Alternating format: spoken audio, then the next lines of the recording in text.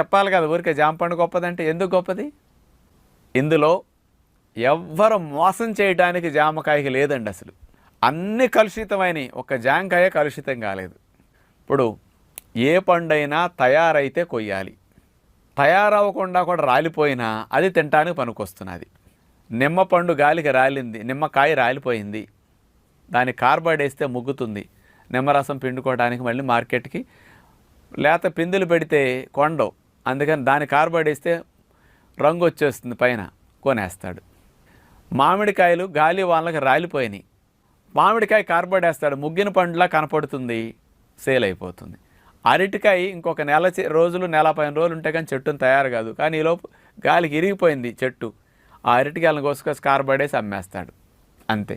బత్తాయిలు అంతే, కమలాలు అంతే, కార్బైడ్ వేస్తే రంగు వచ్చేస్తాయండి. ఇప్పుడు ముసలోళ్ళు కూడా నెత్తికి రంగు వేస్తే కుర్రోళ్ళు అవ్వట్లేదా?